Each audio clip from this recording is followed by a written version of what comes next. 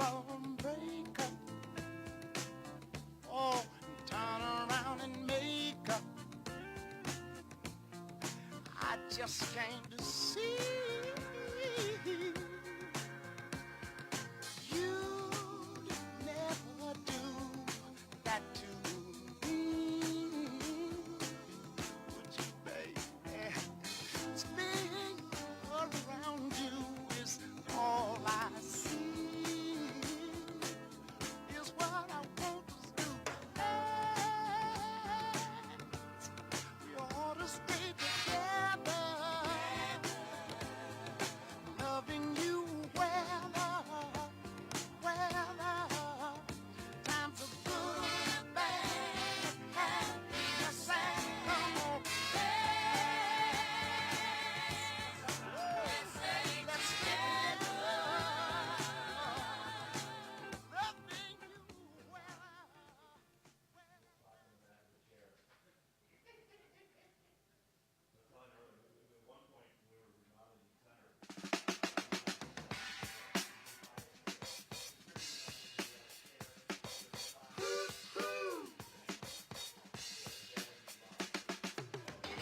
This is a story about Billy Joe and Bobby Sue, two young lovers with nothing better to do than sit around the house, get high and watch a tube. And here's what happened when... All right. Let me make sure everybody's up. I think we were almost ready to go. I appreciate everybody being on time tonight. I appreciate that because I like to get out on time.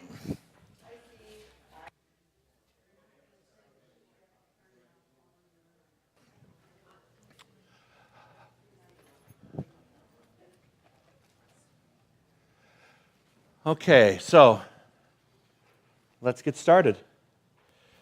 If you can, put everything on the chair next to you, or you take everything off your lap for just a moment.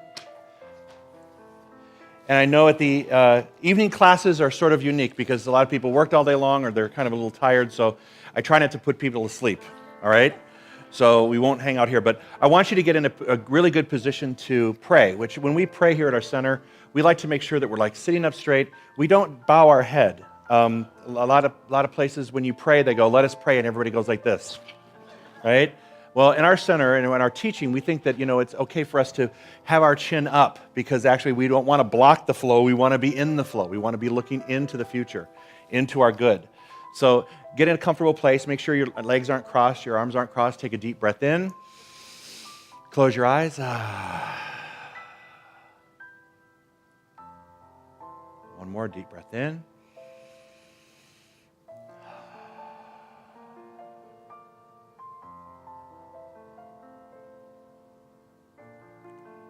What a very blessed moment we are in this particular point in time. I feel so very grateful to be in my spiritual community, especially tonight. Especially tonight. When something in our country has happened that has, again, turned us upside down, it's great to be among people who are in my own spiritual community, who are vibrating at a level that is higher than the cause that created all of that chaos. And so I just bless this time together, and I know that for each and every person here and each and every person within the sound of my voice who's live streaming us as well, that there's a seed that will be planted tonight. And over the next 5 weeks, those seeds will be planted to create a life that is more balanced and more orderly, that is more joyful, more expressive, more prosperous, more healthy, more loving, more balanced. And so we enter into this experience together knowing that that truly is what is happening here tonight. And that we as a collective consciousness are moving as one in this place right now toward our good. The good for ourselves, for our community, for our cities, our counties, our states, our nation, our world. Just remember, it only takes a few people to create change. And I know that within this room, something wonderful is about to happen, and each one of you are going to be a part of that. So very grateful for this day, so very grateful for this opportunity, so very grateful for this building, and for all those who have worked to put this class together this evening and who continue to work to make sure everything operates smoothly. We just give great thanks for all those who've come here tonight and who are joining us from all over the world. We're very blessed to have this opportunity. Take a deep breath in and join with me by saying, and so it is. Okay, good evening, everyone. So there is an elephant in the room, and that it's what's going on and it's what happened in Las Vegas, and it weighs heavy on our hearts. And so I want to approach that before we jump into the curriculum tonight. And once again, I stand before you on a night where something in the country has happened again, and we have to take note of that, and we have to say, okay, how is this working out to our highest and best good? How would something like that be considered, an event that's moving us into our good? And there are times when we can't explain the why behind something, but what I can tell you is we've seen the proof again that one person may be misusing the law and causing such chaos. But did you see the thousands of people that ran forward into that to create and reestablish the balance and order? We saw that again, didn't we? We saw evidence of that again. So I have to believe in my heart of hearts that while one person can misuse the law, because we're all using the same law. There isn't a law for good and a law for bad. There's only one energy, and we all sort of hook ourselves onto it, and we use it in our own way. Many of us have used that law to create wonderful things in our life, and many people have used the law to create less than wonderful things in our life. And probably we've all done a combination of that. But in a situation like this, where we have something going on like that, it's really hard to sort of like separate ourselves and distance ourselves when something like that is happening. But what I do know is that there are people, thousands of people, millions of people actually in prayer, and contemplating about this and sending their best energy to all those people who are affected by this and who continue to be. So again, it boils down to what Mr. Rogers used to say. It wasn't about the incident itself, it's about all the helpers who are now rushing to greet them. And we're part of a spiritual community that does that as well. So I hope that tonight, after the class, before you go to bed, you actually give a prayer of great thanks for the world that you live in, and also surround those people in a healing energy, because they're going to need that, and our country is going to need that once again. Does that make sense? Okay, so let's just know that for them. And I've been holding what I call the high watch all day long, because it's really easy to continue to focus and read and watch the videos and do all that stuff. And one has to literally make an concerted effort to say, you know what, that's not moving me into a place of healing. Actually, sometimes when that happens, we move into places of anger, greater anger and frustration. So I would encourage you, as the facts come out, the facts will be known. But in the meantime, let's not reflect on what the outside is happening, but let's reflect on what we can do inside spiritually to be part of the solution and be part of love. Expressing. Does that make sense? Yes. So that's for us tonight. So how many of you, is this your first class at the center? Keep your hands up. How many people, this is your first class with me? So add that up. Okay?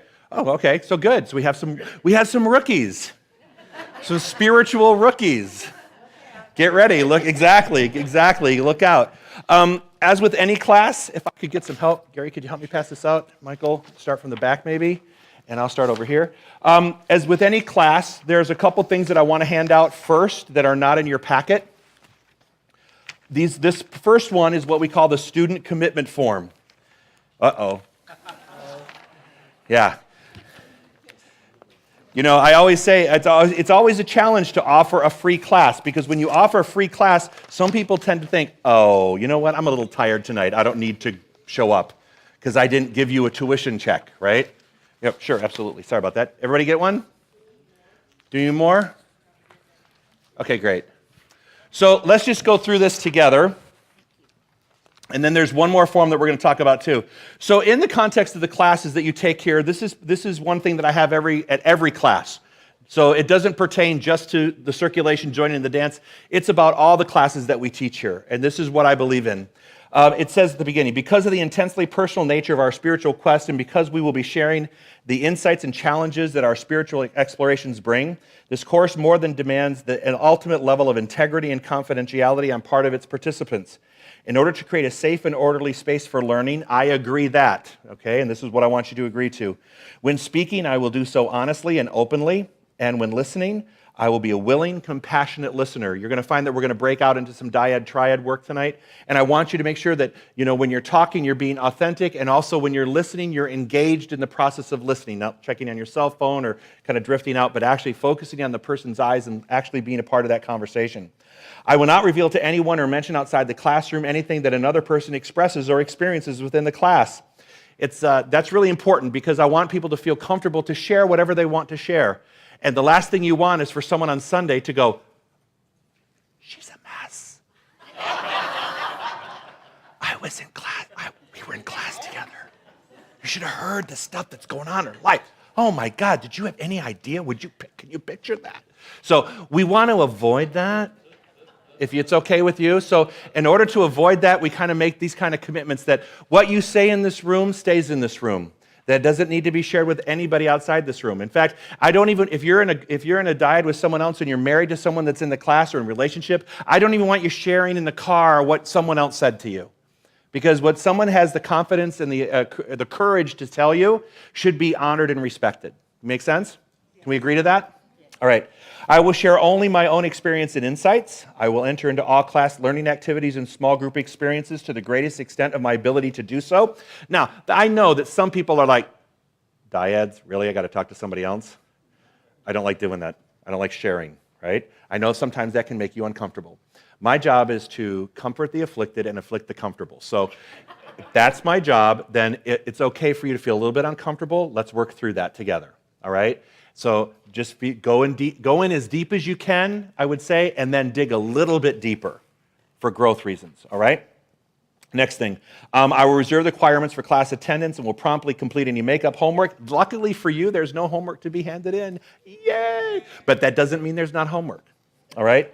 There is stuff that we have to do together, all right? I will complete all assignments and hand in the designated written work. We don't have that, but we do have assignments that need to be done. And I will honor in a timely manner all my commitments regarding payment of class tuition. We don't have that too because for the first time in a long time, I'm offering a free class. This is a free class. Normally there would be tuition involved or a love offering. But I want you guys to experience this. So I want this to be part of your process in which you assimilate this information, and I don't want to have a tuition involved in that, all right?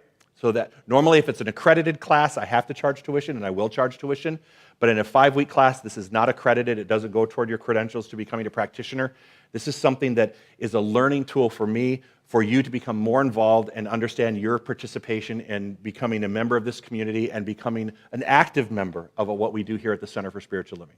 All right? So during the break, I'll collect those, so just sign that when you get the chance. And if I could have my volunteers come back up and help me pass these out as well. This is, you want to help me pass out? Terrific. Thanks, you, Melissa. Thanks, Michael. All right.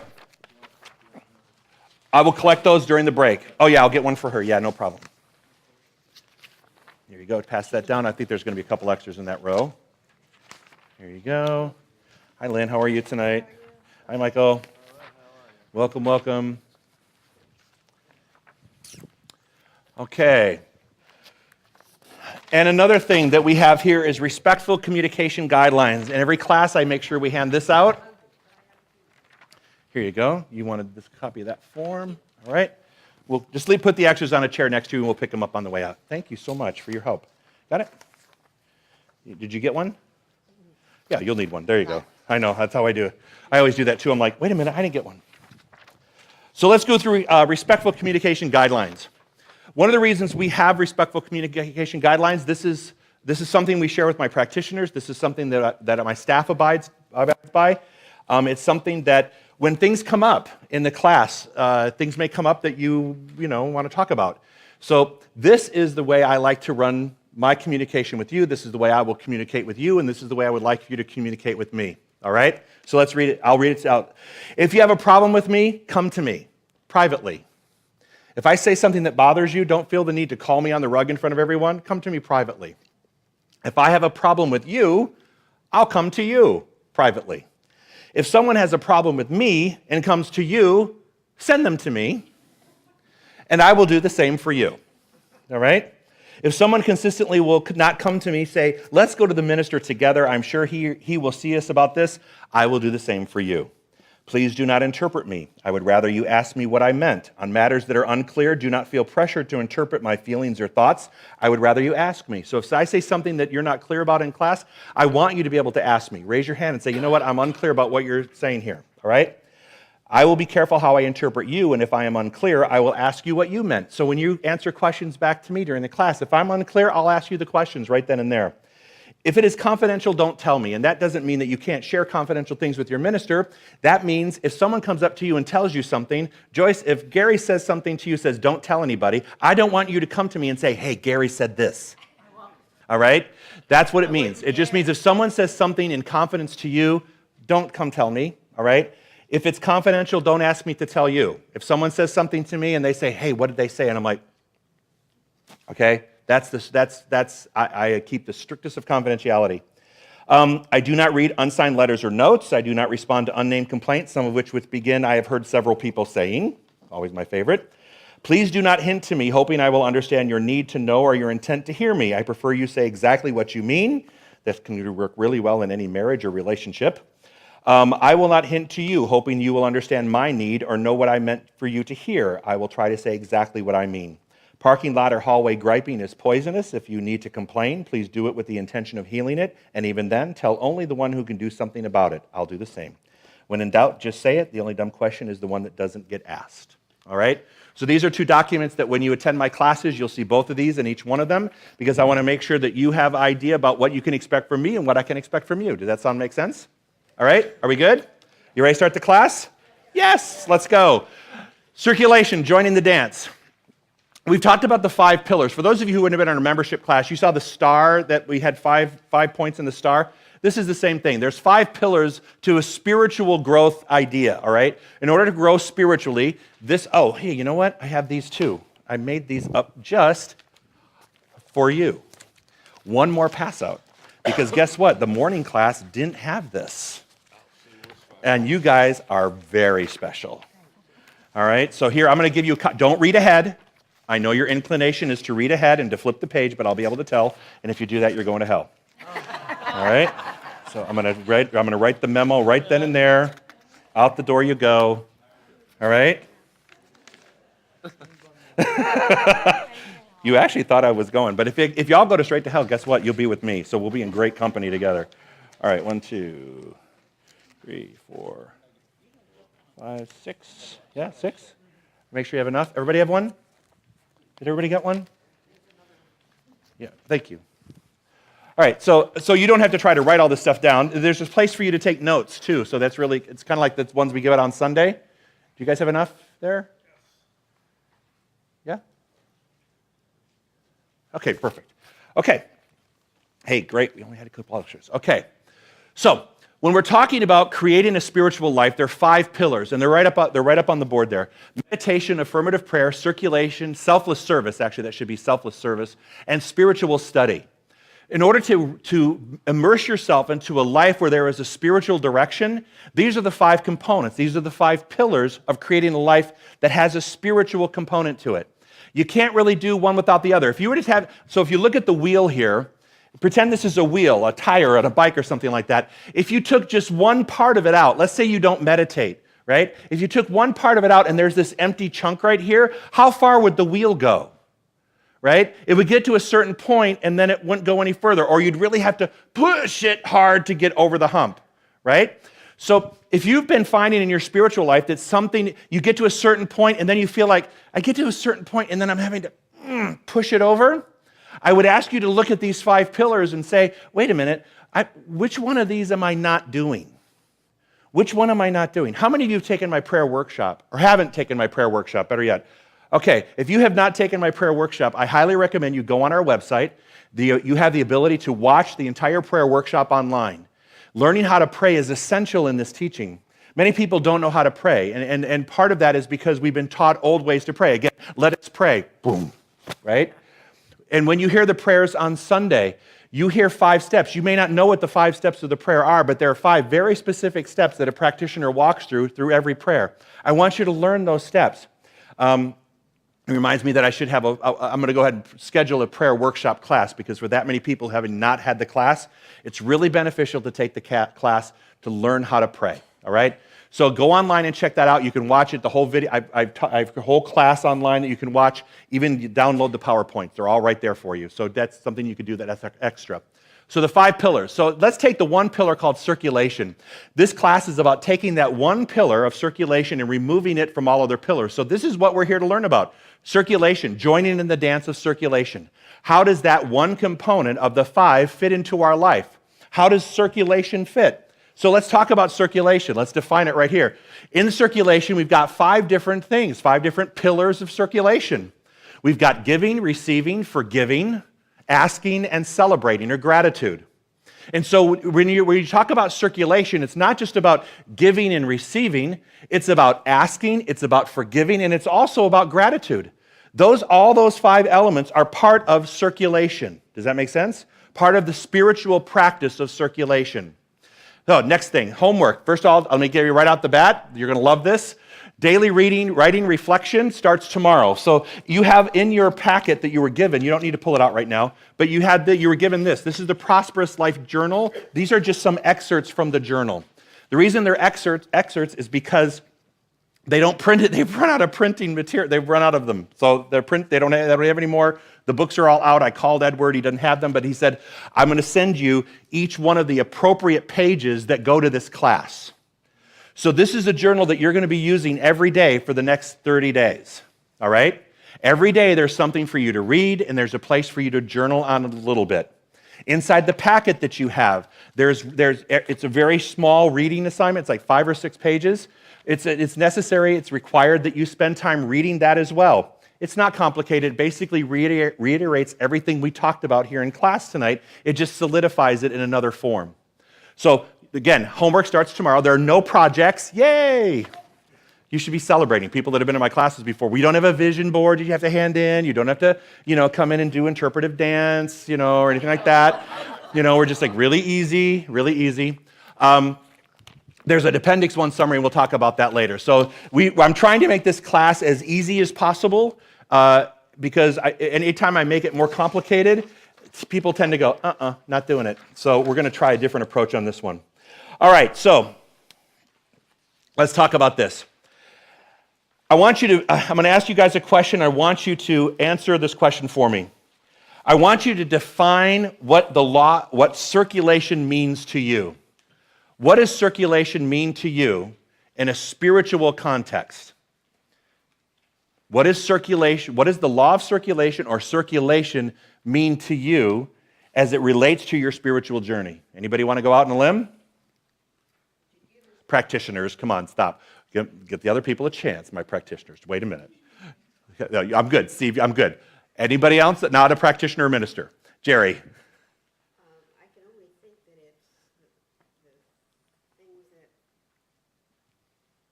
I don't even know, the good parts of the day. Okay. Not only reflecting on it, but giving.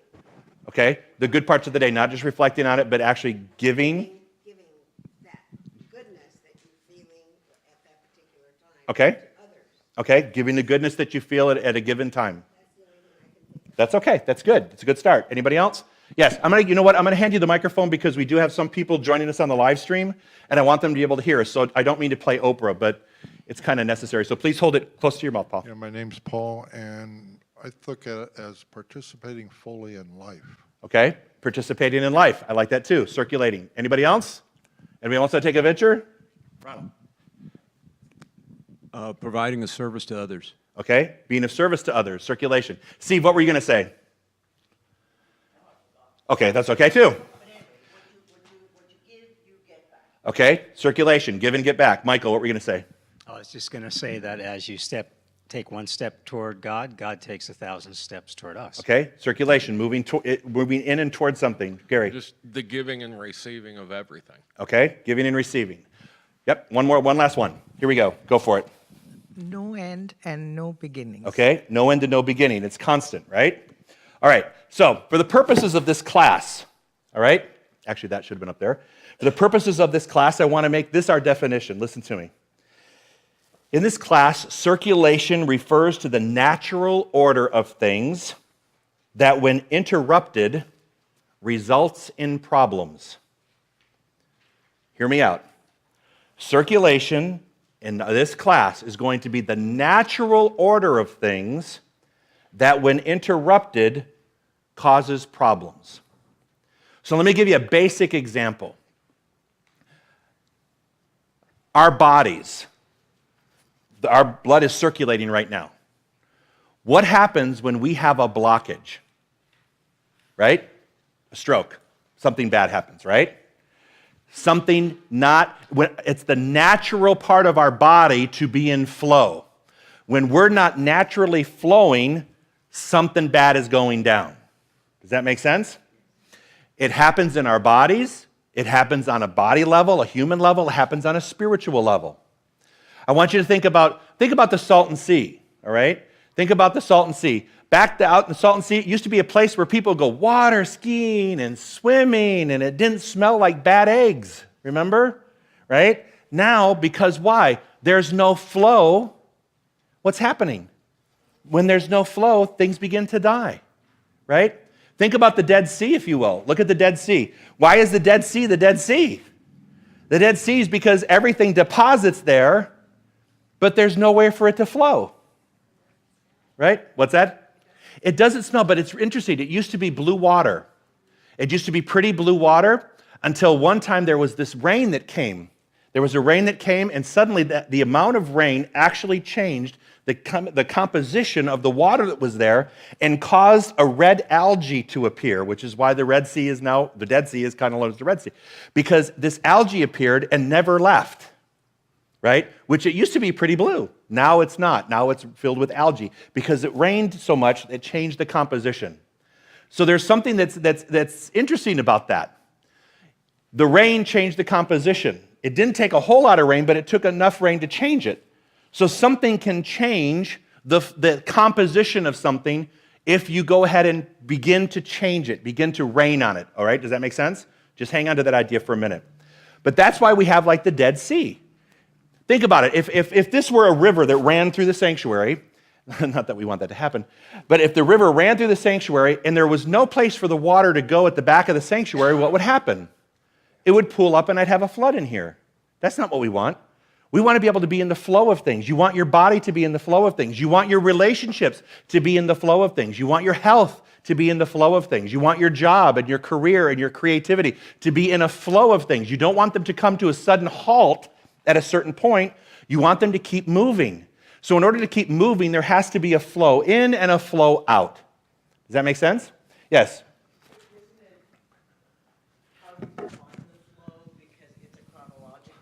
Hang on. Go ahead. Say it again. I have a problem with the definition of flow because there might be a timing issue. So for all these issues that you brought up, the Salton Sea, the Dead Sea, right? The flow could be within the flow. It's just that your perspective of this flow is different from what the actual flow is. So what I would say to you is this. If there's areas of your life that are stuck, I can pretty much guarantee you that you're out of flow. If there's an area of your life, financial, relationship, health, creativity, job, or spirituality, if any of those things are blocked and not flowing, in other words, you don't feel really good about them, I can guarantee you that in some way, shape, or form, there is a blockage somewhere. And one block in one area, we don't live in a silo, so all things affect all things. It's an aggregate. So if I'm blocked in my relationships, usually it has an impact on my health because I feel, not really healthy. I feel kind of sick to my stomach if I'm fighting with someone or disagreeing with someone. It can affect your finances. It can affect all things. Look at how your health, if you don't have your health, how it affects all things. So I would say, just for the sake of this class, hang on to your idea, but be open to the idea that if there's an area of your life that isn't working, there has to be an issue of flow, or else, because the natural part, even in our human bodies, is for things to flow and be easy. If something's not easy, if something's not natural, we have to take a look and say, wait a minute, why am I having to force something? What is missing? What is blocked? All right? Amy, you were going to say something? Hang on. Okay, let me get this to you. Sorry, guys, I got to run. I should have like several Oprah runners, don't you think? Yeah. I get what you're saying, and I was there once until Reverend Joe Hoppy, until when I unblocked my health problems Right. and other things in my life, some of these people will They pour over. They know. Yep. They saw the before and after. It goes. Yeah, that's It exactly all right. is related. Trust me. It's all related. Everything is related to the one thing, which is the spiritual flow in and out of your life. All right, so let's continue the conversation. So we have this idea of flow. Hang on. Here we go. The thing about flow is this. And this is probably if there's a mantra for this class over the next 5 weeks, this next slide is it. All right? It only takes a little movement to achieve a maximum effect. It only takes a little movement to achieve a maximum effect. Many times in our life, we don't take the first move. We look at a project and we go, whew, too much. Overwhelming, I'll start tomorrow, right? In the desert, we have this great excuse. I love it. It's just too hot. And so you think, when it cools, in season, I'll do it. And then when season comes, you're like, just too many people, right? It's just too crowded. Later. So we're always putting off making these kinds of decisions.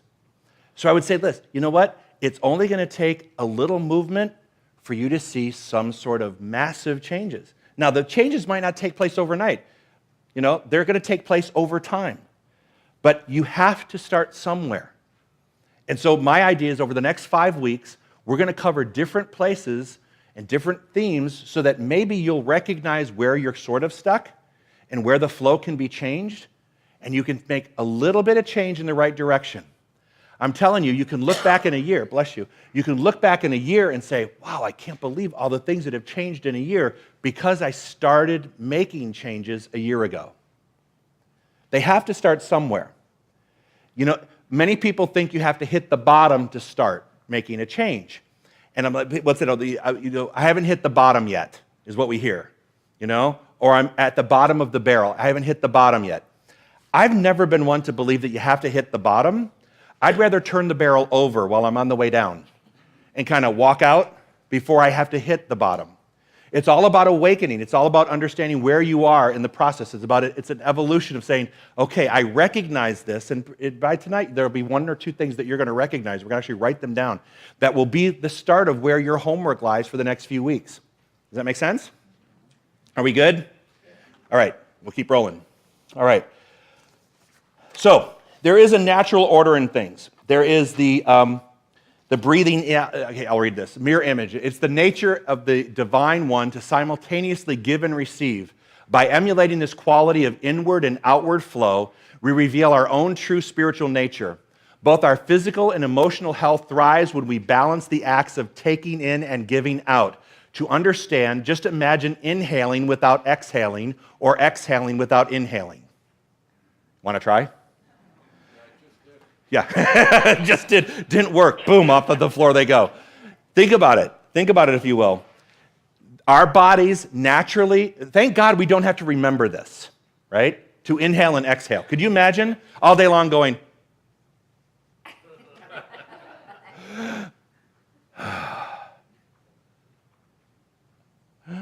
I mean, if you had to think about every one of those, it's a natural part of the body to have the flow of air in and air out. Oxygen in, carbon dioxide out. We know this. It's the natural flow to have the blood in, the blood out, the food in, the food out, the water in, the water out. It's a natural thing on the body level, and what happens on the microcosm happens in the macrocosm, so understand that there is a natural flow to things. And it's literally looking in the mirror. They're mirror images of each other. Because what happens on the small scale happens on the larger scale. And so we have to understand that if it's not happening on the smaller scale, that doesn't mean it's not happening on the large scale. It just means there's something that I have to do to engage the process. It should be a natural thing for us to be in the flow of in and out, ebb and flow. Look at the oceans. Look at all the things that are always in motion, in and out, in and out, in and out. Does that make sense? All right? So part of what we have to learn is where are there areas of my life where I'm not doing that, where I'm not in the flow? All right? Sorry. We're going to talk. Sorry, I keep moving on your feet, Gary. All right. I don't want to bump into you. All right? So, here's a question for you. How well do you do with this? And we're going to move into dyads in just a minute. I want you to think of how well are you good at giving, receiving, asking, and forgiving. Contemplate about that just for a minute, all right? And then I want you to pick someone that you don't know, and you're going to team up with them. So grab a partner really quick and head to anywhere. If you have hearing aids and hearing challenges, I would suggest you go to the very back of the room where it's quieter. But right now I want you to grab a partner you don't know.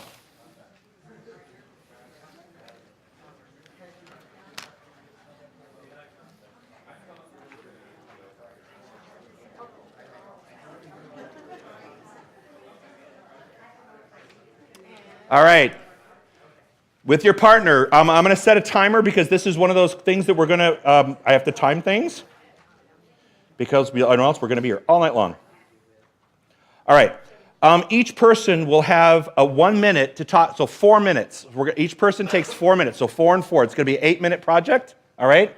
It's an 8-minute project. I want you to go through with your partner. While one person talks, the other person just listens, and I'll call you out at 4 minutes, and you can switch partners, all right?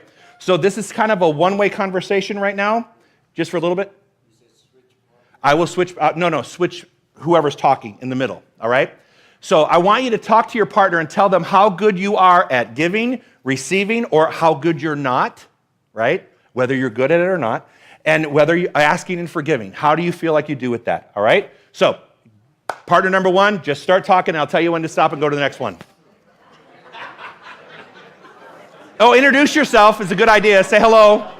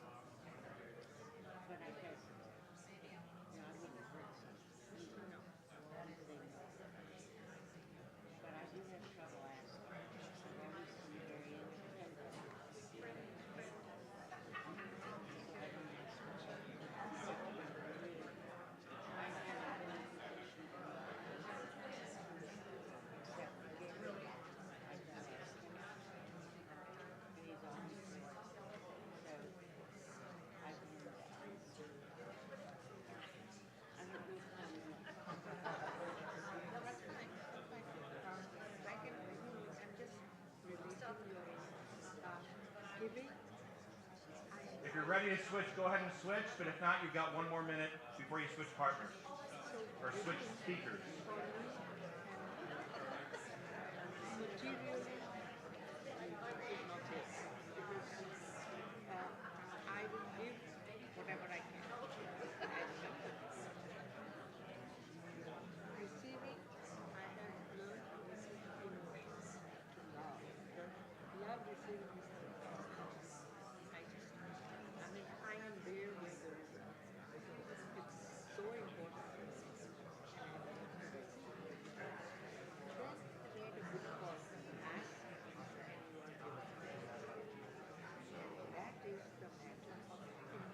If you haven't done so already, please go ahead and make a switch to the other partner.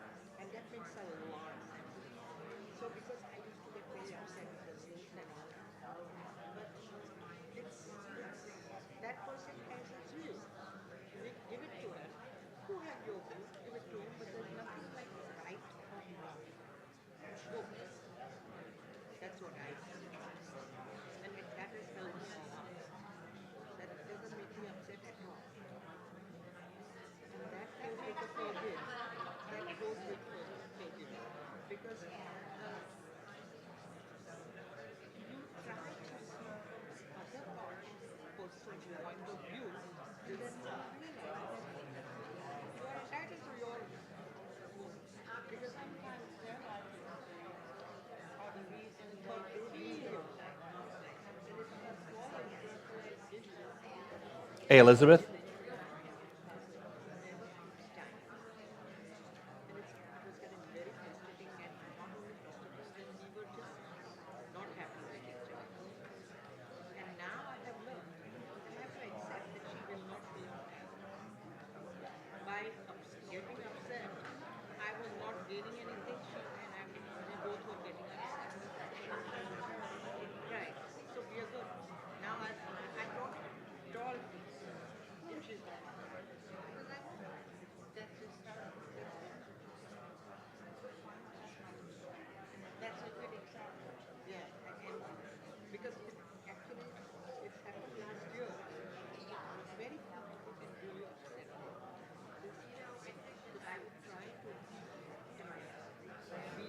Or just Michael?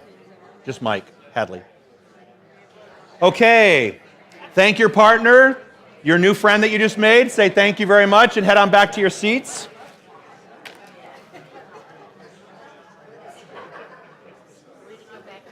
Yep.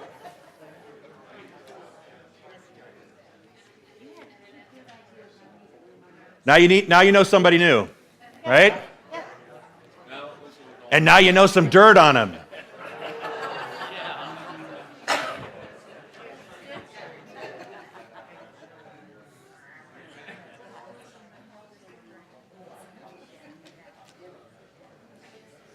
All right. Okay, so I'm going to ask you a couple questions. I want you to rate yourself between 1 and 10. 1 being, I'm really bad at this. 10, I'm really great at this. All right?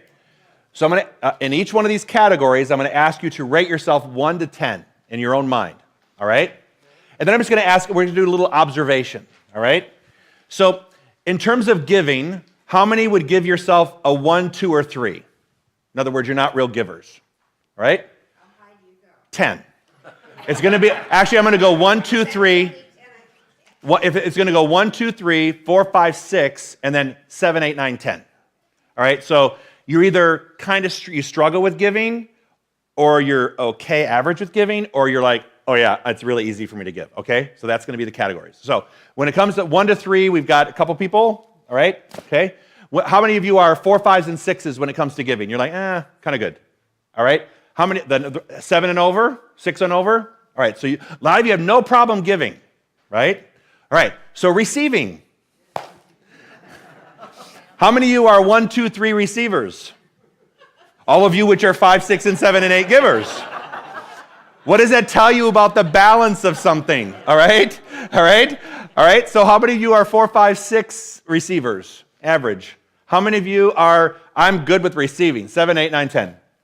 Isn't that funny? Right? So you have to look at that. Let's take a look at that. All right, asking. How many people are really poor at asking for what they want or need? Right? 1, 2, 3s on asking, okay? 4, 5, 6s, I'm average on asking. All right, 7, 8, 9, I am great on asking.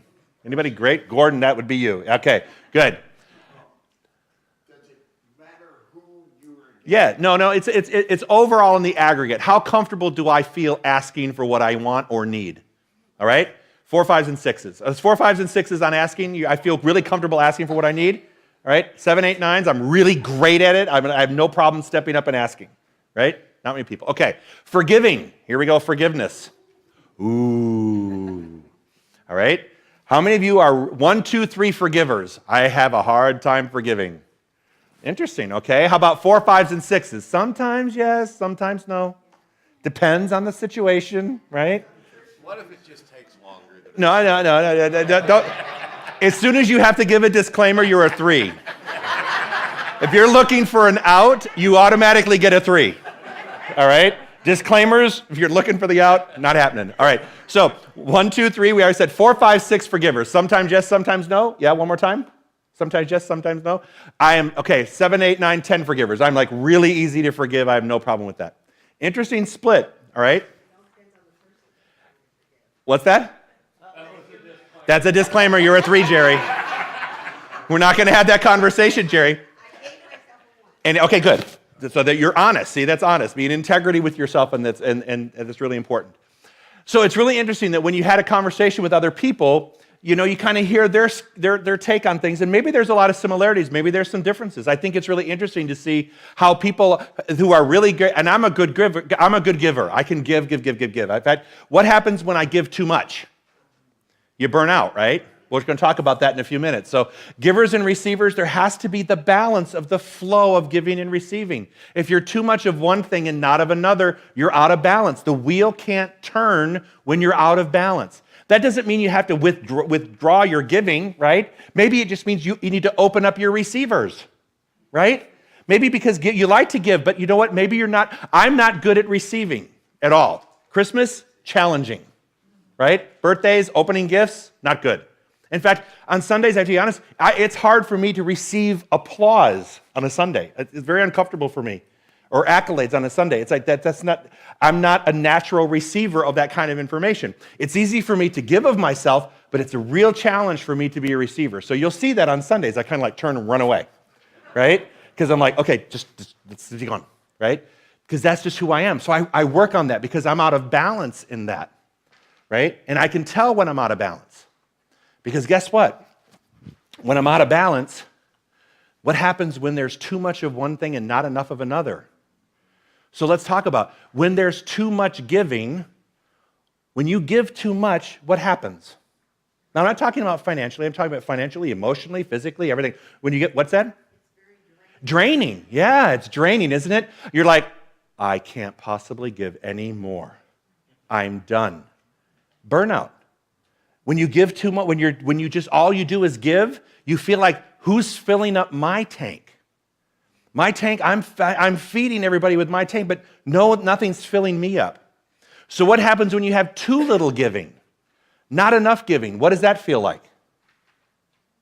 Anybody? What's that? Unappreciated. Yeah. People feel guilty when they don't give enough. Oh, you know what? I should have done that. I should have done this, right? When they have a feeling inside them that somehow they're inadequate because they're not giving enough. So we have giving, too much, too little. And what happens when there's enough giving? In other words, you're balanced in your giving. How does it feel when you feel balanced in your giving? Do you feel there's a sense of satisfaction, isn't there? You're like, okay, I'm good with this. But intuitively, we know when we're doing too much, and intuitively, sometimes we know when we're doing too little of it. Well, how do we feel about people who in the next category, too much receiving? Does anybody know a lot of people that receive too much? What happens when you're receiving too much? What happens when you receive too much? I mean, it's kind of a strange little thing. Anybody? Guilt. What else? Feel like you're drowning. Another thing, too, that people might feel is this. I lose my skill set in living when all I'm doing is receiving. Because I'm expecting other people to do for me and the things that I would normally do for myself, I'm now relying on other people to do it. And we lose our living skill sets when all we're doing is receiving. We're not giving. Amy, quickly, yes. Also, you don't feel genuine. Right. There's not a balance. You don't feel genuine. It doesn't feel authentic, right? It's like, it's too much, right? How about if there's too little receiving? In other words, you're not getting any receiving at all. You're like me. You don't receive well. What happens? You feel like no one loves you. You feel like no one loves you. What else? Unappreciated. Resentful. Well, then you never get filled up. You never get filled up. Right. Tired. Who said tired? The kindergarten teacher says tired. Oh my God, I'm receiving too. I'm tired. I totally get that. So when it comes to asking, what happens when you ask too much? What happens when you feel like you're asking too much? When you're always asking for something, what does that feel like? You've given up control. I feel too needy, Too needy. not self-sufficient. Not self-sufficient. What's that? Naughty. I love you, Scotty. Okay. I like that. So when there's too much asking, sometimes we can feel inadequate, right? We can feel like we're not enough. We can feel, awkward because it's like, I find myself always on the ask, right? Could be asking for money, could be asking for love, could be asking for a job, whatever. When there's too little of that, what happens, or too much of that? What happens when there's too little asking? When you're not able, when you don't feel capable or qualified or comfortable asking? You feel unworthy. You don't feel like you're worthy to ask. There's a lot of worthiness issues that go with not asking. Amy? You lose control or you have control? You lose control, right? If there's too little asking, you're kind of at the whim of the world. Instead of directing your world, you're more or less falling into your world.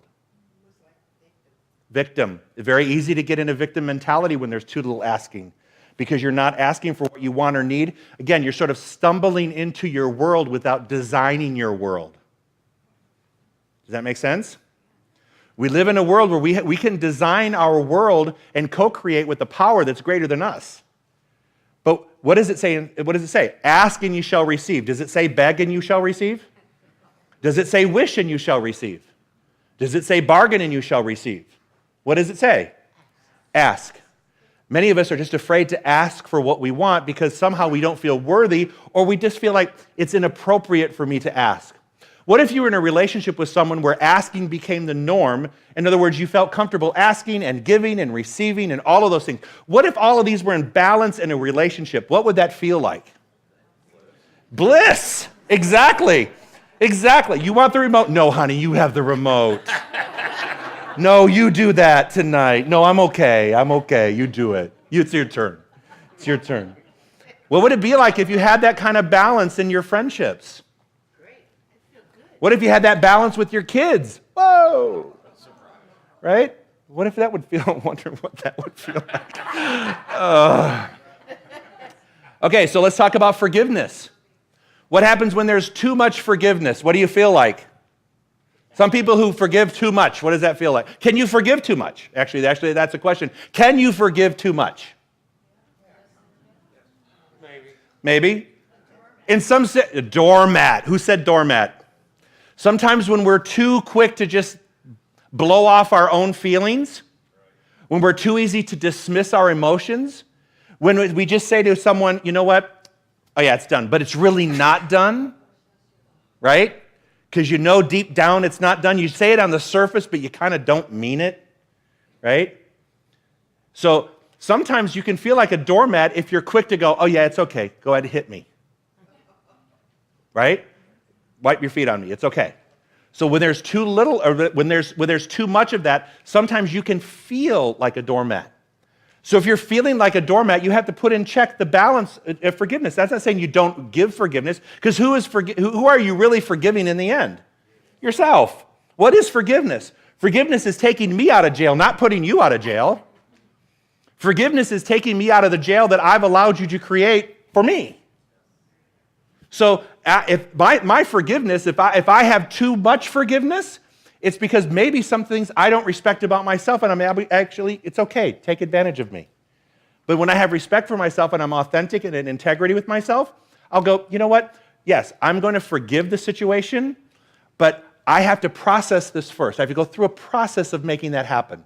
And it never is just one time. I don't know if anybody practiced forgiveness once? Probably not. You have to go. We always say, I'll bury the hatchet, but you know right where it's buried.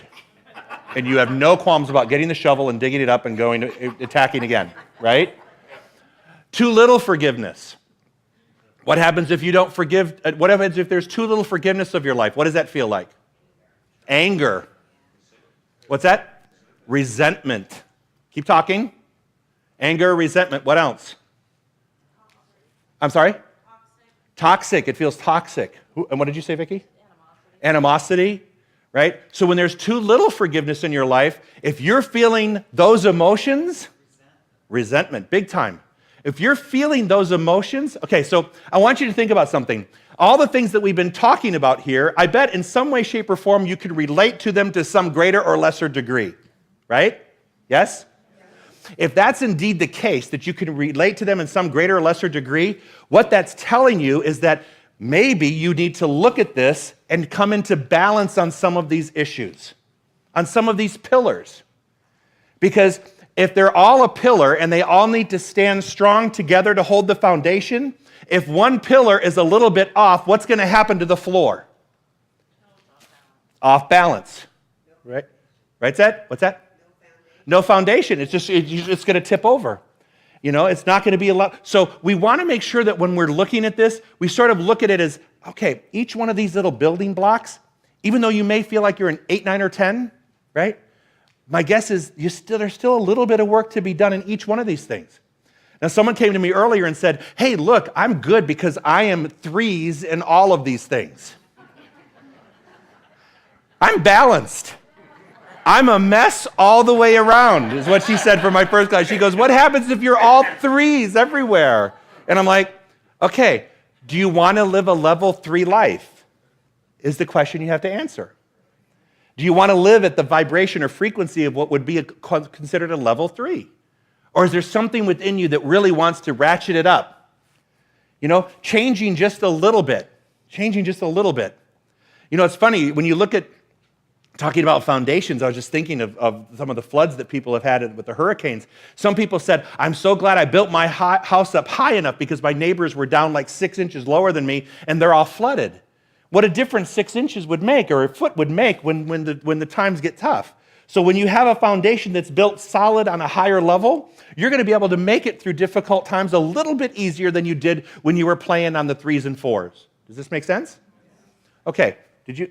That makes me think about the 4 pillars of self-esteem. Uh-huh. Yeah. And self-worth, and the feeling that we should be able to always have of self-worth. Self-worth. See, a lot of these have to do with exactly that.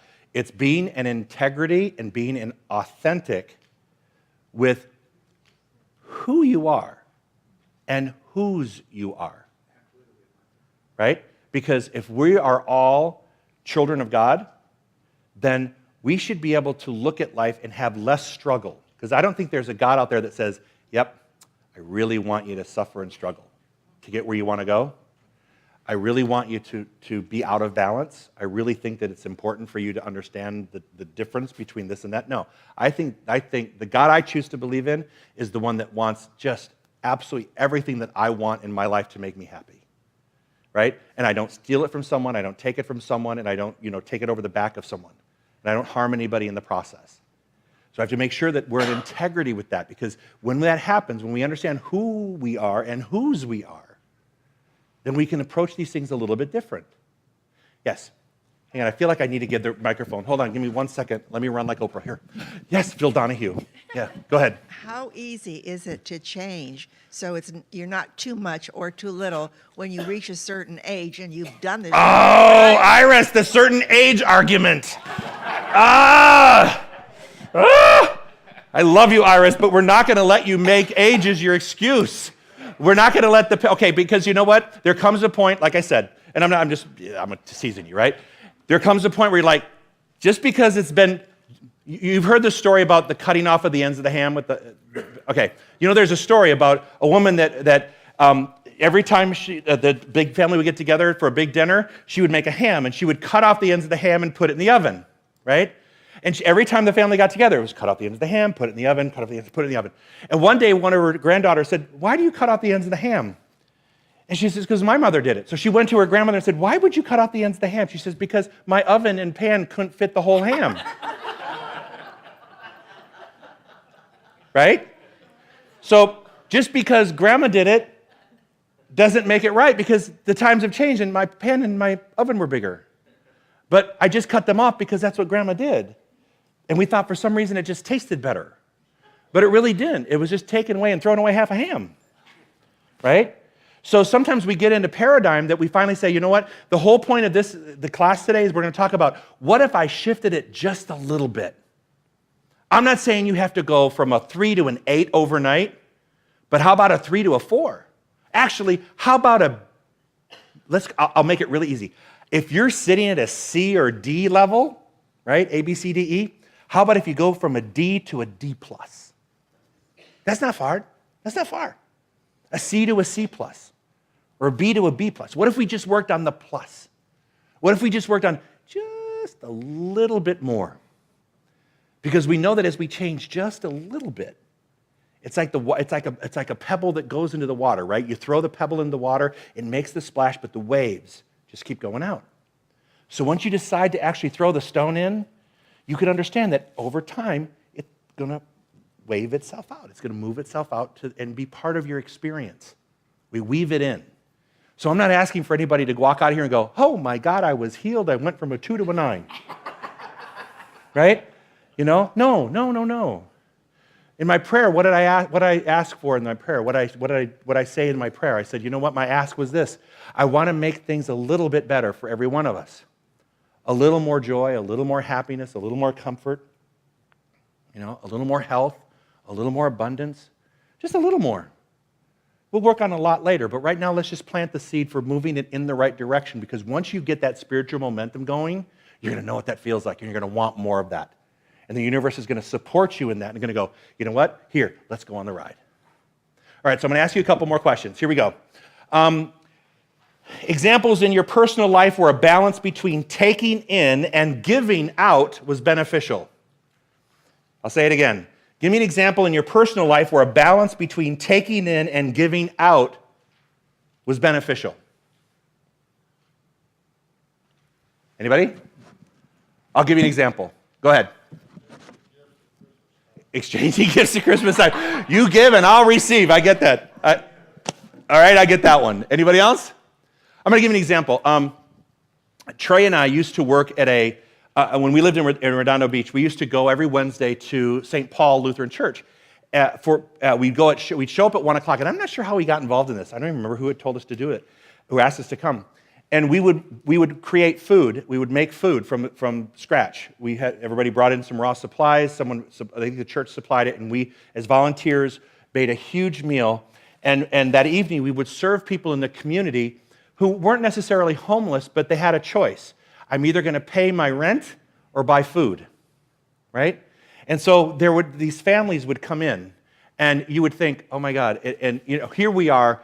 Trey and I, we've always lived a nice, prosperous life and very blessed and very, we've worked hard, but we've also been very blessed. And we look at that and we go, oh my God, these people have to choose with their family between, keeping the lights on or buying food. And it was always a heart-wrenching night in some respects.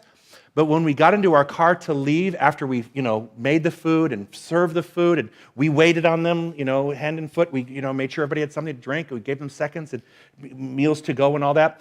And then we cleaned up the process. And I remember getting in the car every night going, you know what? I feel really good. I feel good because, you know what? And not only did I gave out of myself, but I got more getting in. I have more gratitude about my life, and I have a gratitude for being of service to something bigger. So that's when it was beneficial to actually give out, and the benefits came right back. It had to do with being of service to my community in a way that, when I was a kid or growing up, I never thought about doing that. But it really made a difference in how it feels. Have you ever had that opportunity to do something like that? And you think, wow, you know what? I really made a difference here. And it feels good. You don't do it because it's your ego. You do it because it just felt good. But when you went home, you went, oh my God, that felt so good. I want to do it next. I can't wait till next Wednesday. Trey would even bid his flight. We both were. I was a flight attendant. He was a pilot. We would both bid our schedules around making sure we were home on Wednesday. We'd work a weekend, just so we could be home on Wednesday, just to do that. It became that important in our life, and we were so committed to it. And it was just something that gave and came back. So another question for you. Where are you stuck? Where are you stuck? In these pillars and stuff, where do you think you're really stuck? Anybody want to share? No, and crickets entered the room. Michael. Hang on, I'm going to give you the microphone. Okay, go ahead. It came up in emotional release, which is showing up all over. On the surface level, I can create the look of self-worth. Mm-hmm. But when I'm looking at you eye to eye, Right. and when I'm talking one-on-one to Source, between Source and myself, there's a blockage between the truth, Capital T. capital T, the truth, capital T, that I am worthy in all dimensions and all cellular structures and in all areas of my life. Right. And getting that from the head to the heart to the soul. Long distance. This to this is a lot more than 18 inches, right? Sometimes it takes a long time to connect those two. No, I understand that. I understand that. Yeah, when it comes to worthiness, it's a big one. Anybody else want to share where you're stuck? Yeah, Ronald. Yeah, I'm kind of stuck on asking because I was taught to be self-sufficient. And so it's very difficult for me to ask for anything. Right. I mean, I will just do it myself until I clobber myself to death. And someone will come along and said, we could have helped you with that. Why didn't you just ask? Why didn't you just ask? Yeah, And I won't. yeah. No, I totally get that. It's one of my biggest challenges to learn how to ask. I've now learned how to ask. I ask Elizabeth everything. Elizabeth. And of course, then she asks William. So it just trickles down to William anyway, so I probably should go direct William, But anyway, all right. Yeah, really. Direct to source, he says. All right. What would happen if we lived in a world, global world, where giving and receiving became balanced?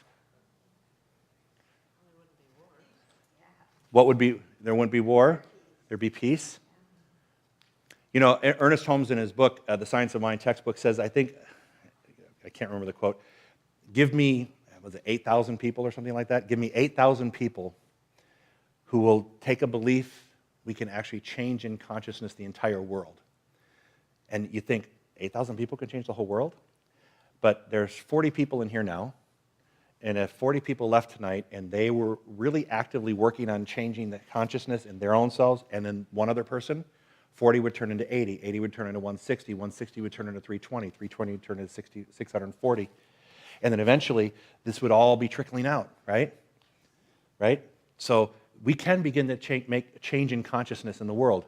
Because what drives the world, you think? What are two emotions that drive what's happening in the world? Love and fear. And everything is a derivative of one of two things, right? Love or fear. And so to get, yes? Self-interest and greed, well, that would be, to me, a fear of scarcity and lack, right? So that would be that would fall under the category of fear. All right? Everything is a derivative of it. Oh, sorry, my live streamer. Sorry, I'm not supposed to enter this quadrant. I know. Sorry, I have to remember over here, dead zone.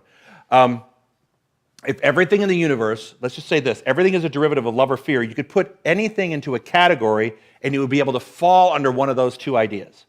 So because the greed, scarcity, there's not enough, I've got to get more, there's a fear that there's not enough. So how would we replace that with love? Understanding that supply is unlimited, right? That you can't out-supply the universe. Do we really believe that we can out-supply the universe? No. I mean, think of all the constructive things that are happening in science and technology that create more and more and more things for us to experience. I don't think we can outthink the universe or out-construct the universe. So maybe the world is stuck in a category of love or fear.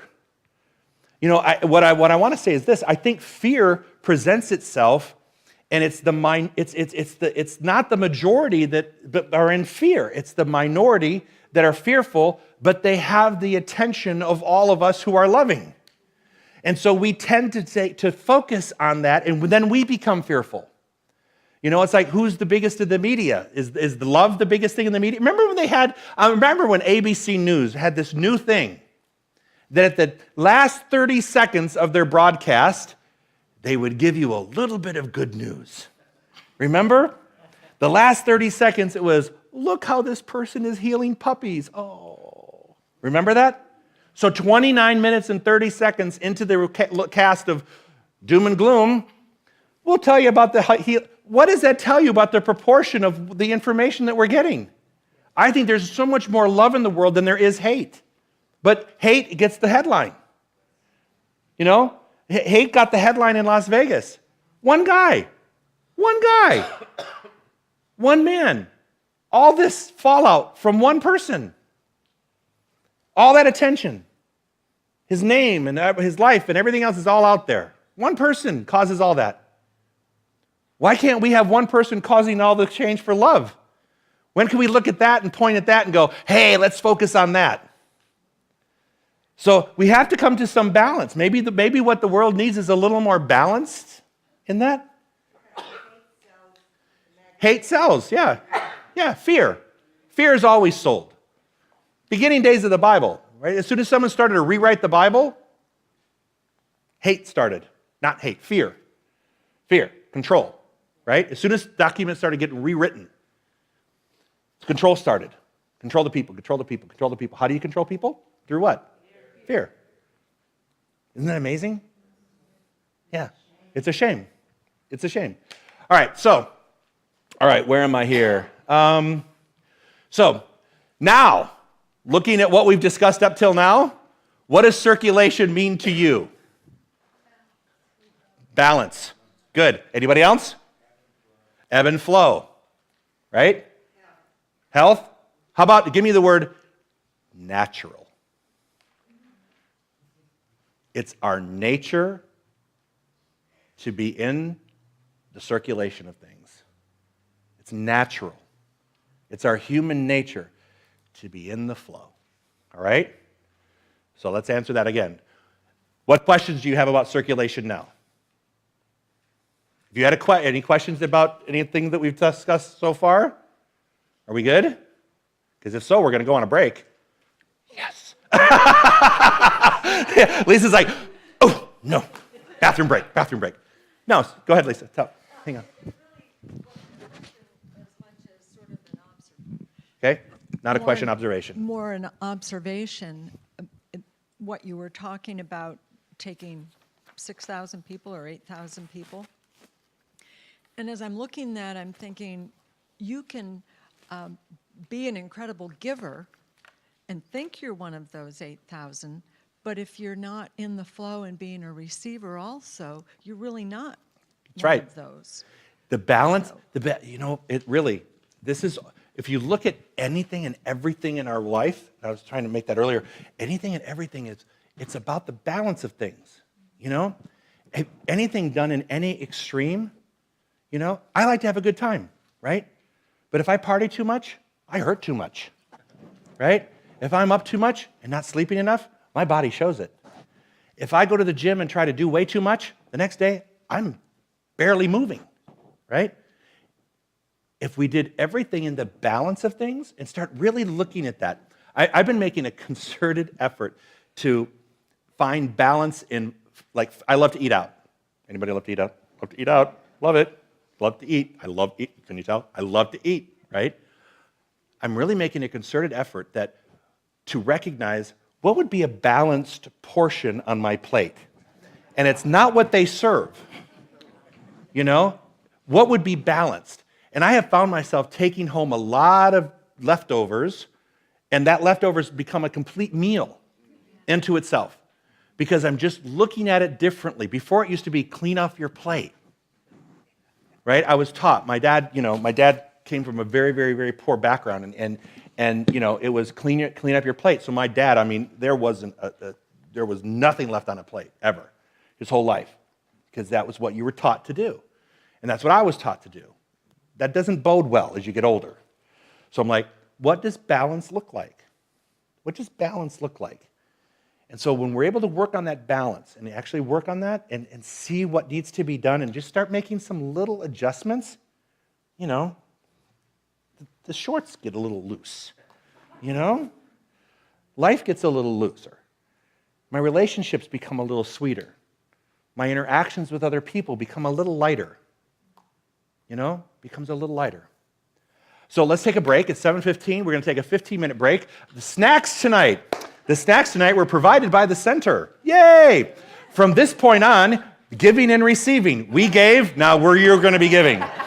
So there is a sign-up sheet in the lobby. There's like 40 people. If 4 people sign up and bring enough for 10 people, then that'll be great. You can pick healthy things, and some of you will pick not healthy things. So there's a good balance of sugar and salt and, you know, healthy and not so healthy. So enjoy this out there. Remember, all the food and coffee and everything stays out in the foyer, so enjoy your time. Meet somebody new. Please take the time to meet somebody new and say hello and welcome them and find out how long they've been coming to the center, and I'll see you guys in 15 minutes. Okay. Thank you.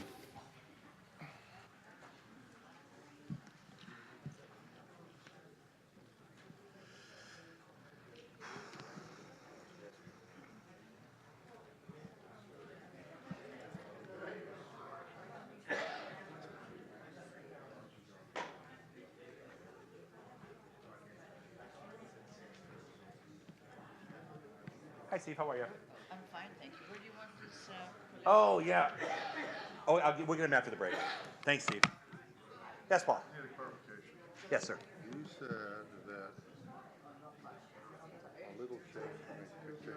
Of course, it takes time. Mm-hmm. Right. Time and commitment. Oh, no, some things are instant. Some things are, but the problem is that there's an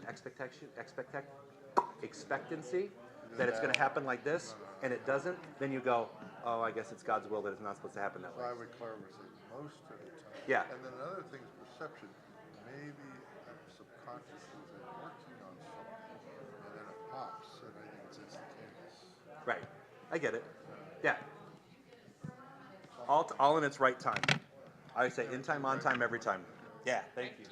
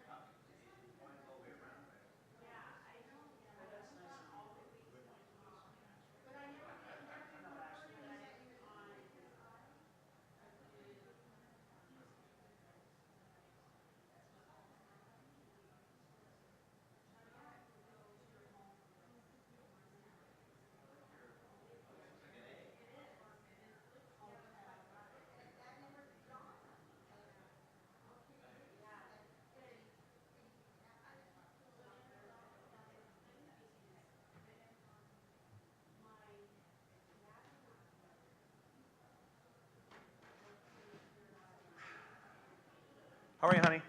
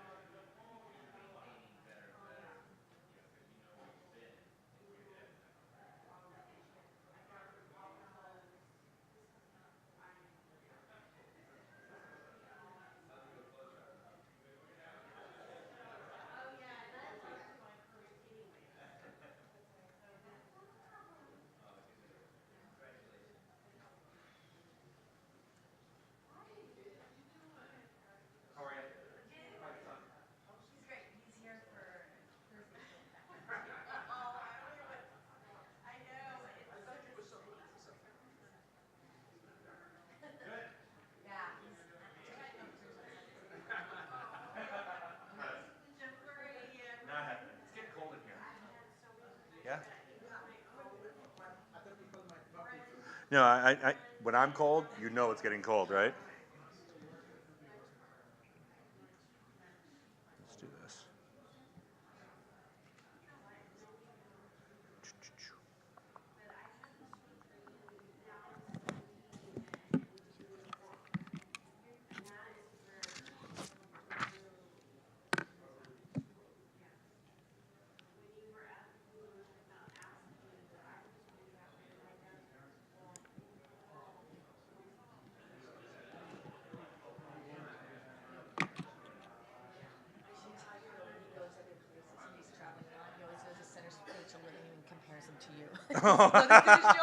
And he's like, that's sweet.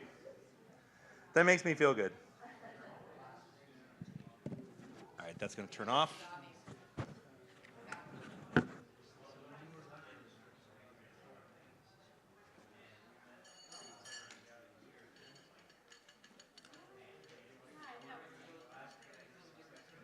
I'm giving up Monday Night Football for this. I'm giving up Dancing with the Stars. Oh dear, okay, I know how you feel, honey. I feel your pain.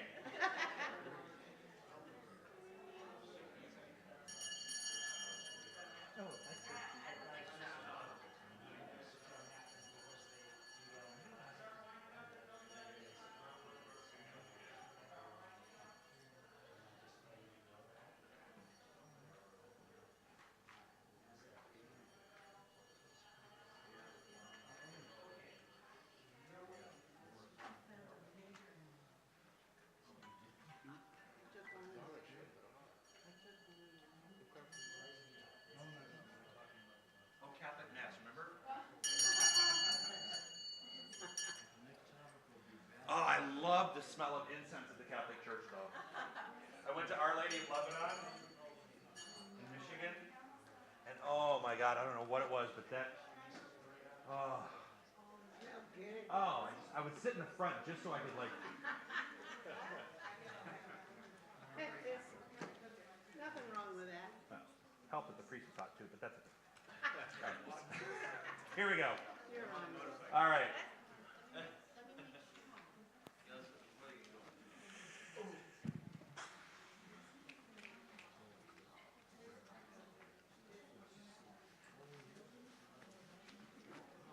You know, nature, when we interfered a little bit, was a perfect flow of balance. Well, Nature wasted nothing.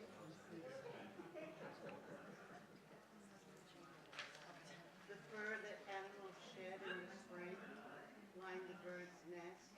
It was a perfect flow. always. All right. Come on in, everybody. We're going to start right at 7:30.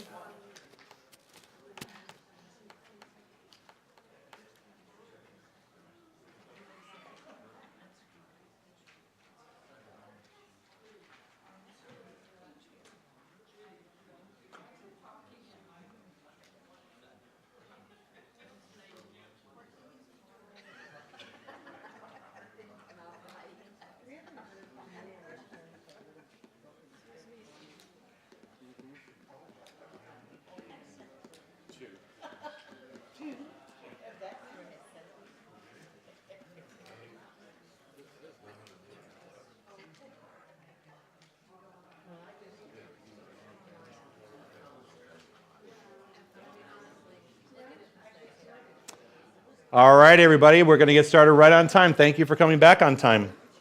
All right, so hopefully people signed up on the snack sheet for the next few weeks, yes? Giving and receiving, not to guilt you, but give and receive. Okay, here we go. We're going to do a quick little exercise. Get out the PowerPoint here, and on the very back page, I want you to turn to the back page. There's 2 questions there. Actually, 3. How do you strike a balance? Where is your Dead Sea? In other words, where in your life is there an opportunity to make a 5% shift in consciousness? And the reason I chose 5% is because, again, from a B to a B plus, a C to a C plus, right? Or a D to a D plus. Now, when I say, how do you strike a balance? If I were to ask you intuitively to answer that question, you know, and I know, when I'm asked these questions, what's my real answer? In other words, when I know that I know, in other words, how do I strike a balance? And the thing that I'm really working on, like in receiving, how do I strike a balance in receiving? If I ask myself that question, I kind of already intuitively know what the answer is. And my guess is you probably know what the answer is. Now you need to write it down. Okay? So in the areas that are your Dead Sea, pick one, or however, if you've got a lot of Dead Seas, then, pick many. But in the areas of your Dead Seas, just write next to it what it is, or you can circle it if you want, however you want to do that. And then write, how do you strike a balance there? What is it that you're actually going to do this week to help move that, to shift it, to start the shifting process? So just write that down. Let's take a minute to do that. Jerry. Forgiving one person. And you have to confront that person to forgive, or just forgive in your heart? Forget, it's all about you anyway. No one needs to know. What I found, hang on, I'll come back to you, but just yourself.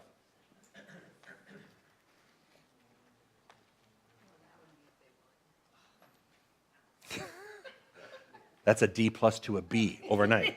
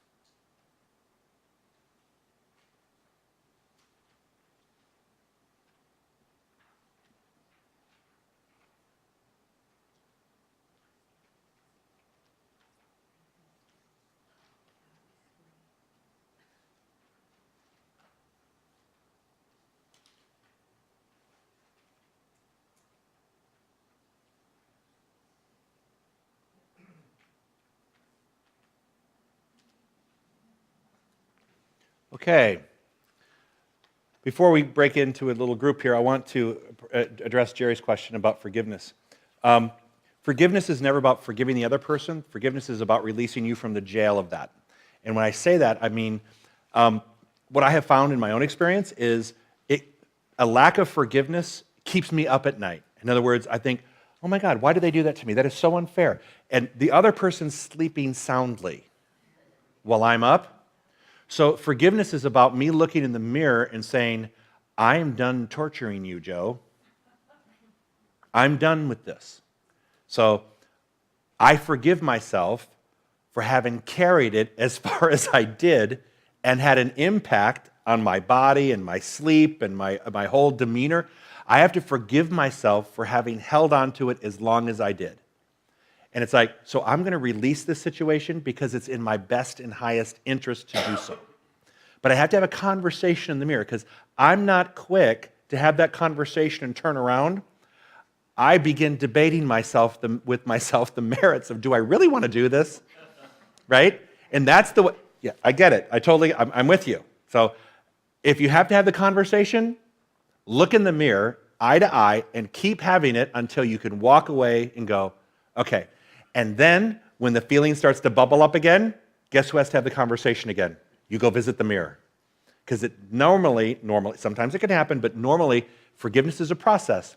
And when things pop up again and you start to feel that resentment, you have to go back and say, nope, I'm not doing this. And you look at yourself in the eye and you go, and you talk to you, have convinced yourself that I'm not going to go back into that jail again. Forgiveness is a process. All right? Grab a partner that you haven't met yet. Go for it. Introduce yourself, say hello. How long have you been coming to the center? It's nice to meet you.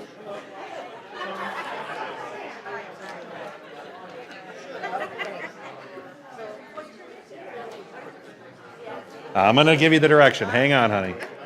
Give me 30 seconds. All right, who needs a partner? Raise your hand if you need a partner. Anybody else need a partner? We're going to put you in a triad. So I'm going to put you, who are my two experienced people? I'm going to put you right over here, BJ, with these two right there, because they've been classes before, so they know how to do this. All right? All right, here we go. This is going to be a really simple exercise. The exercise is this. You just wrote down what you need to work on, and you just wrote down what you're going to do about it. Guess what? You get to tell the other person what it is. And you know why? Because when you write it down, hang on everybody, when you write it down and you share it with someone, it becomes alive. Alive. Because hang on Gordon, because many times we'll think about it, and you'll think about it, and you'll think about it more. But there's something that happens when you take the thought and write it down, and then you share it with someone. Because guess what? Now it has a life. Because the other person's going to look at you and go, how'd you do on that last week? All right? How'd you do on that last week? Did you do what you committed to doing in the class? So right now, you just met your accountability buddy for the week. All right? So next week, you're going to have to face that person and tell them how far you got with what's on the page, and not feel ashamed if you didn't do it, right? This is not feeling guilty. It's about, you know what? Now I'm going to be held accountable to take an action. I can no longer make an excuse because next week I got to look at Tom and go, okay, I didn't do it. Right? No, I want to be able to say, you know what? I maybe didn't do everything on the page, but I started. Okay? All right? So, begin. Share it with your accountability partner.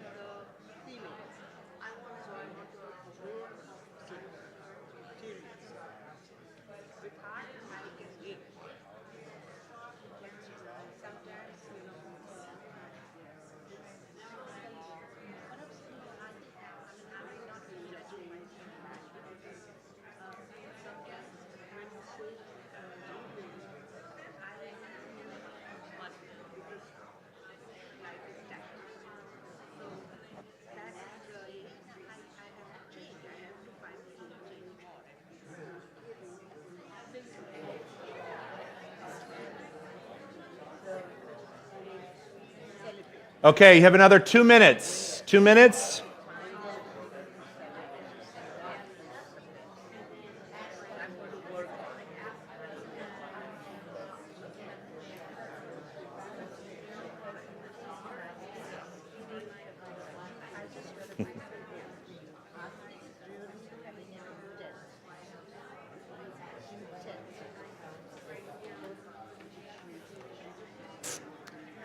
And that was the name of the book too?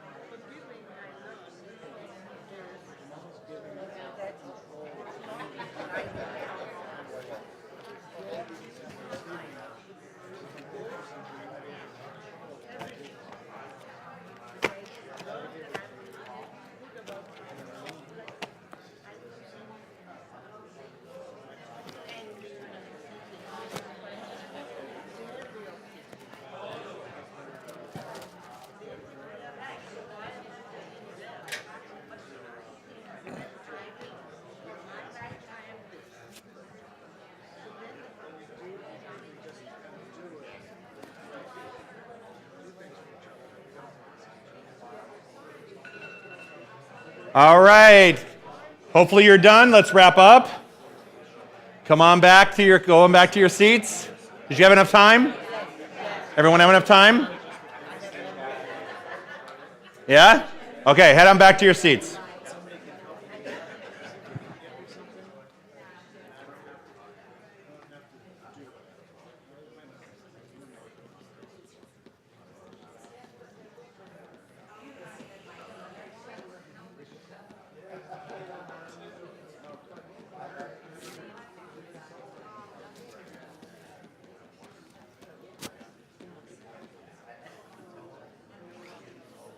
Okay. How'd that feel? Uncomfortable? Good? Oh. You're not the Lone Ranger, exactly. Okay. So let's go back in. I'm going to ask you a couple of questions. Here we go. I'm going to ask you what do some statements mean, because now we're going to talk about how this is going to work. You just declared what it is that you're going to, your intention. And so now let's talk about a couple other things that actually go into that, all right? So what do these statements mean to you? You can only attract what you are. What does that mean to you? The basics of the law of attraction. Okay? What you put out is what you get back, right? So if on your sheet, if how you're going to strike a balance is you're going to make an effort in doing something, then when you put that effort out, you have to know that there's going to be something in return that's going to come back to you. Now, it may just be peace of mind, or maybe something tangible, or it may be something esoteric. It doesn't matter what it is. But understand that you are what you attract. So when you actually begin to do these things, you're going to actually be bringing stuff back into your world through the law of circulation, right? What I put out, I get back. So if I want to experience love, what do I have to be and give, right? And I always say, would you want to date yourself? Date yourself. Would you want to say, I want to go out on a date with me because I'm not a mess, right? But if you describe yourself as a hot mess, right, why would someone want to date a hot mess, right? If you feel like you're screwed up in your life, then why would you want to attract someone screwed up in your life, right? You will attract what you are. If you want to be prosperous, prosperity is not about money, it's about an attitude of giving and receiving. If you want to be healthy, I've got to be sure that I'm doing the right things to be healthy so I can receive health, right? I have to put out what I am. So through the law of attraction, you will attract what you are. So in the areas that you feel like you're an 8, 9, 10, you'll probably attract people who are other 8, 9s, and 10s in those areas. Don't expect a 1, 2, 3. If you're a 1, 2, 3, don't expect an 8, 9, 10 to show up in that area. No one's going to complete your number but you. Remember that. You can't marry into someone to complete you. You have to be whole unto yourself. Two broken people don't make a whole person. Right? Exactly. 2 sicks don't make a well. I'll say the same premise everywhere. You know, that's why I don't do a unity candle. I don't like unity candles in my marriage ceremonies. People are like, oh, the two become one. No, you don't. No. I want two individual, exceptional people. You know, you become one couple, but I want you to be exceptional as, don't like think you have to blend. No. I want you to like be exceptional and work together as a team. Anyway, never mind. Next thing, you can only receive what you're first willing to give. So guess what? You just put out there something that you're willing to give, that you're willing to put out there.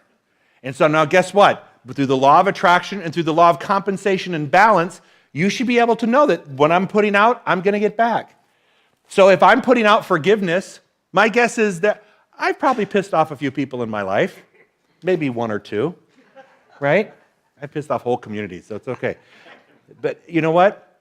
If I exercise forgiveness, then when I need to be forgiven, that's going to come easier because I'm going to be that first. All right? Whatever you give out must return back to you. The law of compensation. What you put out, you give back.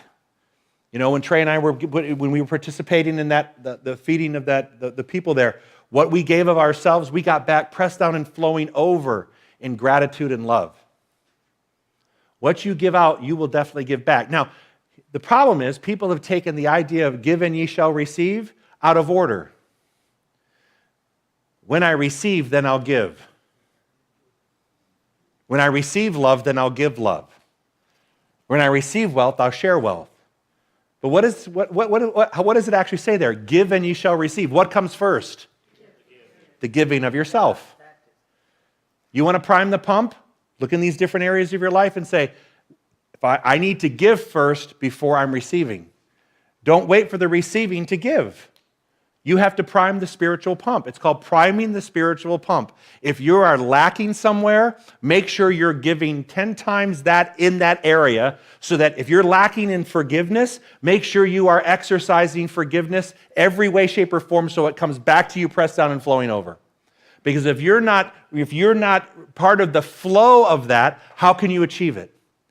Same thing with health. If I'm not part of that flow, if I'm not doing self-care and taking care of myself, how do I expect health to return to my body? Through neglect? Through ignoring? No, I have to be conscious of what I'm doing. You know, if the law of circulation and finances is not helping you, if you find yourself in the place of lack, limitation, or scarcity, what am I doing to give first to prime the pump so it's returning to me? You either do it in faith or you do it in fear, and I don't want to act out of fear because I don't want to bring fear forward. So what am I doing? I have to act out of faith and take the steps in faith first so that it comes back to me, pressed down and flowing over.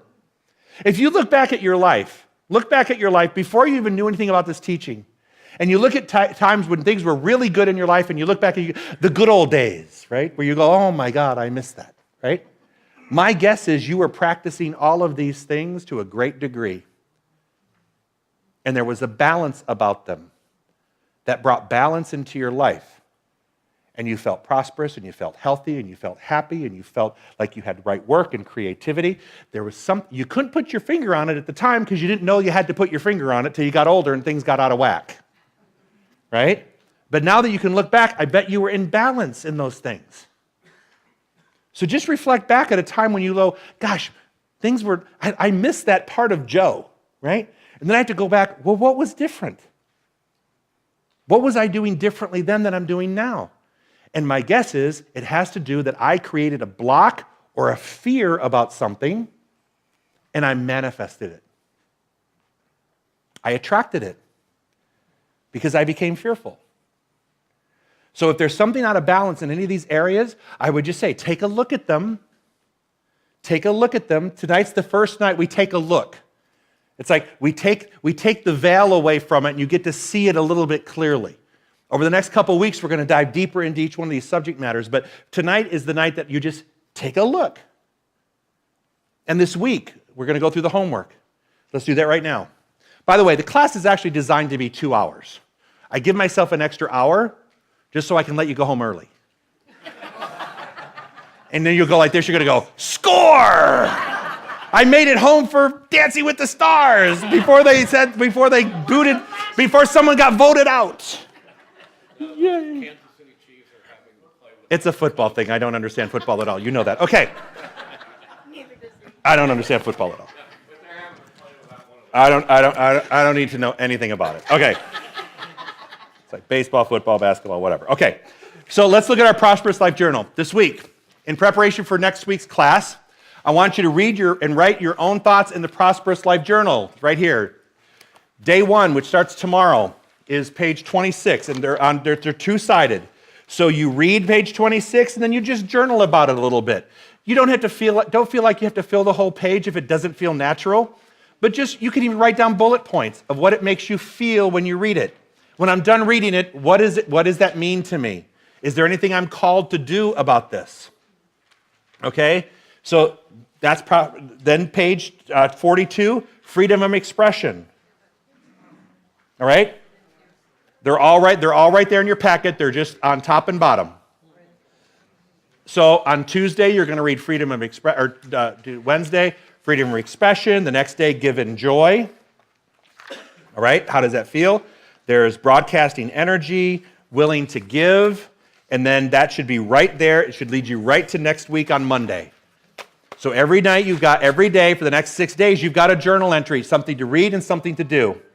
In addition to that, let me remind you that in your book, there's a couple things in your book. In fact, if you want to look on page 4 and 5 in your book, in this book right here, up here, page 4 and 5, you'll see that part of your assignment is to also read the first, I think it's like 8 pages or something like that, 9 pages. Yeah, it's only 9 pages and it's big print, so that's good. I like the big font. There's a couple questions that you need to answer, right? After the end of the week, what I'd like you to do is, actually this is kind of like a Sunday night or Sunday activity. What does circulation mean to you? We're going to keep going back to that definition. I want you to define and redefine. I don't want you to take my definition. I don't need you to take a definition that's in the book. What I want is for you to define what circulation means. And if you have any questions, that's for the column over here, and we'll come in and we'll address those next week. So by the end of the week, I hope that you've done the reading, you've done the journal work. It's not a whole lot. You don't have to hand it in. There's not going to be a homework checker like there is in one of our classes, which is not Beyond Limits, the other one. Self-mastery. It's not like self-mastery class where you can't come in without your homework done, right? That's self-mastery, which is a great class, which is why we do that. So it's not like self-mastery where we would check your homework. This is, if you want to dive deep into this, if you want to get something out of the next 5 weeks, you need to show up, you need to suit up and do your work, and you need to be authentic and be in integrity with the work that you're doing. The one nice thing about this class is that it's interchangeable.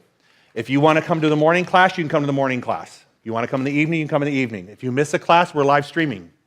So there's really no reason for you not to be here.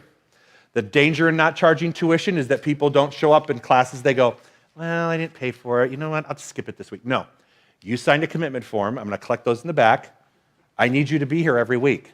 The people that are around you are counting on you to be part of the spiritual community that's building this consciousness. So it's only 5 weeks. That's what's nice about this class. It's only 5 weeks. It's the month of October. I have news for you. No matter what you do, November will be here. But what can be different is the fact that you may be a different person in November the way you're looking at things. You won't know unless you show up. All right? Deal? Good class? Are we good? All right. Clear everything off your lap there. This is the only sheet you want back. Yep. I'll be at the back door collecting your student commitment forms. You have to look at me in the eye and hand it to me. gospel. I'm in. All right? All right, so go ahead and take a seat for right now. Let's take a seat, close our eyes. Take everything off your lap if you can, or put it on the floor, put it the seat next to you. Let's take a deep breath in. Hold your head up high.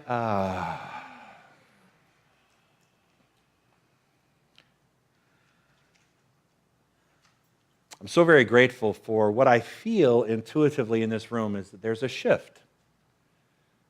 There's a shift that occurred over the past couple of hours now.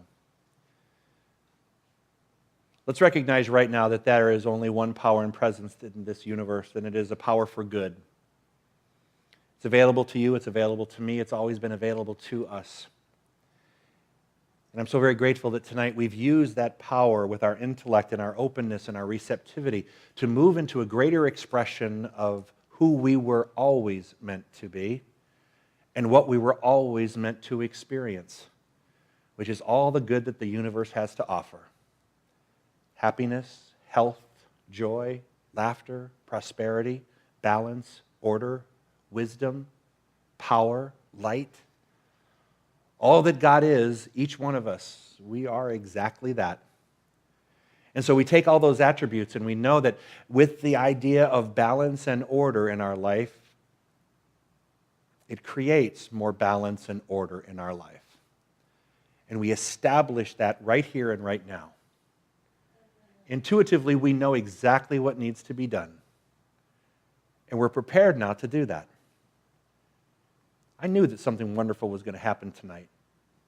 And I know that each one of you were going to be involved in that evolution of a spiritual community, coming into practicing the dance and being engaged in the dance. So very blessed that all the staff and the volunteers that worked to put this evening together. Very blessed by our building and our ability to meet here safely. That we can all join together as a faith community without any fear of retribution. So very grateful for this opportunity to gather in that consciousness of good and to increase the vibration of all those who've joined us here and who've joined us all over, literally all over the world. For this opportunity and so much more, I give great thanks. We let this evening continue to unfold, and together we say, and so it is. Amen. Thank you for coming to class tonight, everybody. So I will meet you at the back and collect your forms. Have a great evening. There's no love offering. Not tonight. This is a free class. If you want to put a love offering in, put it in the basket on Sunday, which we greatly put it in the over above your